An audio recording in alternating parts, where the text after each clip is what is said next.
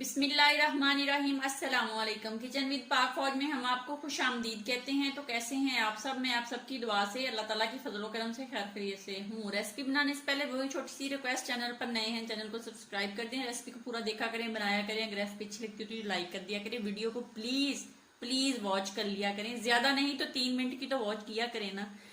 तो दोस्तों के साथ शेयर किया करें। तो आज मैं बना रही हूँ देसी घी के बघार वाले बैंगन।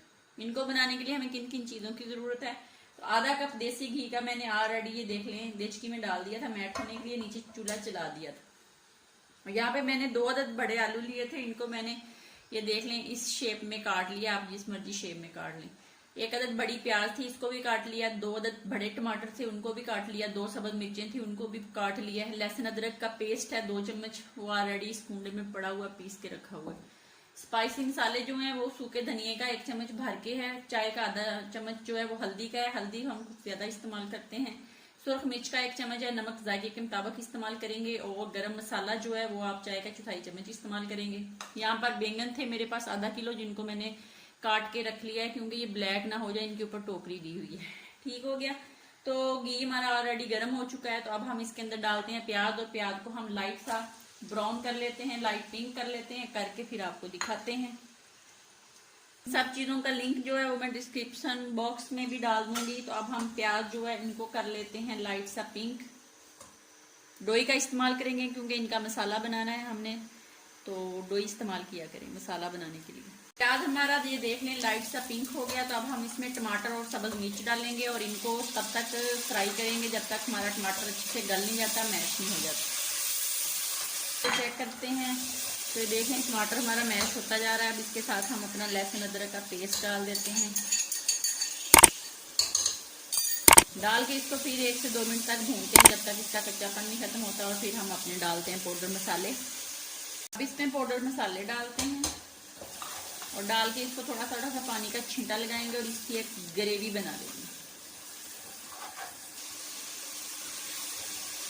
तो देख लें ग्रेवी बन गई है। अब हम इसके अंदर अपनी सब्जी डाल देते हैं। बिस्मिल्लाहिर्रहमानिर्रहीम। और इसके साथ हम आलू डालेंगे। डाल के इसको अच्छे से हम फ्राई करेंगे। अब हम जो डोई है ना उसको हम रख देंगे। अब हम चम्मच ले लेंगे जो डोई तरह ना हो, प्लेन चम्मच जो जिसके साथ लकड़ी का, जिसके साथ मैं रोज़ाना वो हंडिया बनाती हूँ। अब इसमें हम थोड़ा सा पानी डालेंगे, तकरीबन 2 या 3 चम्मच डाल के। तो हम इसको रख देंगे जनाब 5 से 7 मिनट के लिए हल्की आंच पे पकने के लिए। तो 5 से 7 मिनट के बाद फिर मिलती हूँ आपसे। 7 मिनट हो गए हैं, ये चेक करते हैं। बिस्मिल्लाहिर्रहमानिर्रहीम। तो ये देख लें इन्होंने अपना घी जो छोड़ दिया है। तो ये माशाल्लाह बस 2-3 मिनट में रेडी हो जाएंगे। अब हम इसको 2-3 मिनट के लिए हल्की आंच पे दम पे लगाते हैं और फिर 3 मिनट के बाद मिलती है। हम लगाएंगे इसको देसी घी का बघार जीरे के साथ। तो ये देख लें देसी घी के तकरीबन 2 चम्मच भर के हैं। और यहाँ पे मेरे पास सूखी सुरख मिर्च है, 2 अदद दालचीनी है, 2-3 काली मिर्चें हैं, 2 लौंग हैं और 1 चम्मच भर के जो है वो जीरे का है। तो इसको अब हम कर लेते हैं गरम आंच पे।